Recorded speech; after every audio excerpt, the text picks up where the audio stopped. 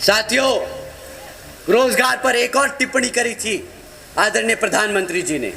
उन्होंने कहा था कि भाई स्वतंत्र भारत में, बाबा साहब के भारत में क्या हमको उनकी जयंती बनाने का हक नहीं है क्या? अगर कोई आपसे वो हक छीने तो उसकी क्या सोच है, आप ही बताइए। नेक्स्ट 9 न्यूज में आपका स्वागत है। मैं हूं आपके साथ अबरारुल हक रहमान। उत्तर प्रदेश की राजनीति में इस वक्त एक नया चेहरा जो है वो निकला है।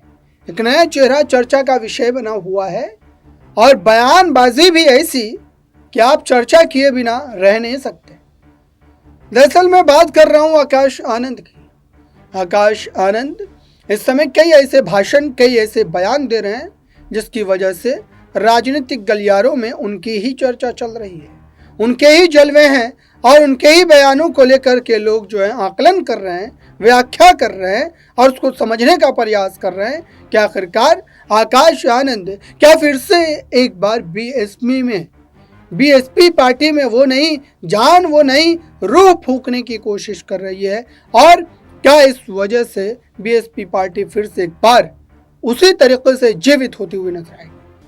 क्योंकि उत्तर प्रदेश में आप देख रहे हैं कि बीएसपी का जनाधार किस तरीके से घटा है, बीएसपी पार्टी किस तरीके से लड़खड़ाती हुई नजर आ रही है। कई मुद्दों पर तो ऐसा लगता है कि उत्तर प्रदेश में बीएसपी कहीं है ही नहीं, बीएसपी का कोई पक्ष ही नहीं सुनने को मिलता है और दरअसल इस वजह से ही विपक्ष उनके ऊपर लगातार हमलावर होते हैं। लेकिन अब दर्शकों, मामला बदल चुका है। अब दलितों को एक नया मसीहा, एक नया अवतार मिल चुका है और वो नाम है आकाश आनंद का। आकाश आनंद अब इस वक्त लोकसभा चुनाव 2024 को लेकर जिस आक्रामकता के साथ आगे बढ़ रहे हैं और जिन जिन मुद्दों को लेकर के वो अपने पक्ष को रख रहे हैं, जाहिर सी बात है कि जनता के बीच में उनकी एक पहचान, एक पकड़, राजनीतिक हैसियत और औकात सभी चीज़ जो है स्थापित हो रही है। लेकिन वहीं दूसरी तरफ आपको यह भी समझना पड़ेगा कि उनके लिए रास्ता साफ नहीं है, उनके लिए रास्ता सपाट नहीं है कि वो चलते चले जाएंगे और कोई किसी भी तरीके की रुकावट जो है डालता नजर नहीं आएगा, क्योंकि उनके खिलाफ चंद्रशेखर आजाद है। इस पूरे मामले पर देखिए एक रिपोर्ट। चलाता है साथियों, इन सरकारों ने, भाजपा की सरकार बुलडोजर की सरकार नहीं, यह आतंकवादियों की सरकार है। अपनी आवाम को गुलाम बना कर रखा है। ऐसी सरकार का समय आ गया है अब खत्म होने का और यहाँ पर बहुजन समाज पार्टी की सरकार बनाकर, बहन जी को प्रधानमंत्री बनाकर यहाँ पे उत्तर प्रदेश में बहुजन समाज पार्टी का राज कायम करने का।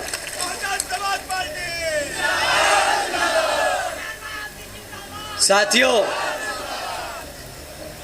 अगर हमारी बात थोड़ी ज़्यादा छुप गई हो और इलेक्शन कमीशन को लगे कि हमें तालिबान नहीं बोलना चाहिए था या भाजपा को आतंकवादी नहीं बोलना चाहिए था, तो हम उनसे दरख्वास्त करेंगे कि यहाँ उतर के आके देखें और गांव-गांव में घूमें और पता करें कि यहाँ के जो बहन बेटियाँ हैं, जो हमारे युवा हैं, वो किस हालत में जी रहे हैं। वो खुद समझ जाएंगे कि जो हमने कहा वो गलत नहीं, वो सत्य है, वो सच है, वो हमारी आवाम आज जी रही है।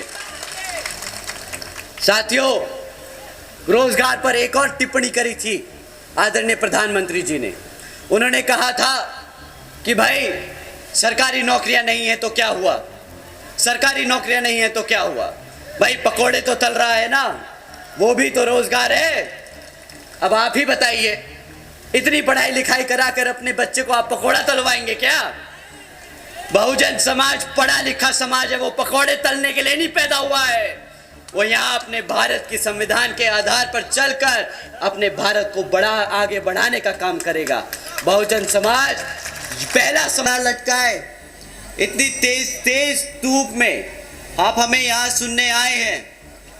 हमारी माताएं बहनें जो आज इतनी बड़ी संख्या। तो आपने देखा दर्शकों, आखिरकार चंद्रशेखर आजाद की बढ़ती राजनीतिक जो आप कह सकते हैं कि इस समय व्यवस्था है पूरे उत्तर प्रदेश में या देश भर में, उसको वो किस तरीके से चुनौती दे पाएंगे। और बड़ा मुद्दा ये भी समझने वाला है दर्शकों कि क्या ये चुनावी रणनीति, चुनावी गणित, चुनावी जो है शतरंज का खेल तो नहीं है।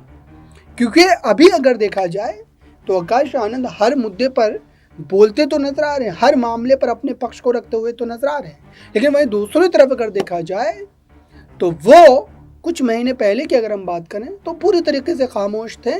कोई किसी भी तरीके का बयान जो उनका जारी होता हुआ नजर नहीं आ रहा। और दरअसल इसी बात को लेकर के सवाल उठ रहे हैं, इसी बात को लेकर के प्रश्न उठ रहे हैं, इसी बात को लेकर के मामला जो है फंसता हुआ नजर आ रहा है। दर्शक, अब आपको ये समझना पड़ेगा, आपको ये एक तरीके से आकलन करना पड़ेगा कि आखिरकार आकाश आनंद का ये रवैया भारतीय जनता पार्टी के लिए कितना खतरनाक हो सकता है, क्योंकि वो किसी एक पार्टी को लेकर के, एक जो है राजनीतिक विचारधारा को लेकर के नहीं बोल रहे हैं, वो सभी के सभी विचारधाराओं का जो है मूल्यांकन करके उसको कहीं ना कहीं कटघरे में खड़ी करने की कोशिश कर रहे हैं। और दरअसल यही बात विपक्ष को भी चुभी हुई, यही बात विपक्ष के लिए भी सिरदर्द बना हुआ है।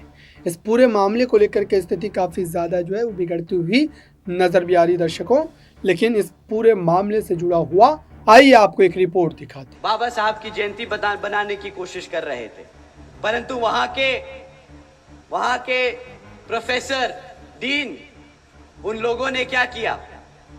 बच्चे अपने बाबा साहब को पूज रहे थे तो उनसे वो बर्दाश्त नहीं किया गया। लाठी मार मार कर उनको पीटा, सिक्योरिटी गार्ड को बुलाकर उनको पीटा और फिर उनके खिलाफ फर्जी केस दर्ज कराकर उन्हें जेल में डाल दिया।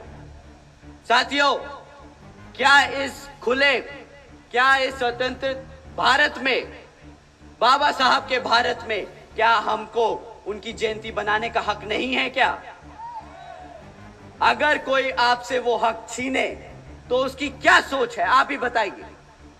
कैसी सोच है उसकी अगर वो बाबा साहब की जयंती नहीं बनाने देना चाहता?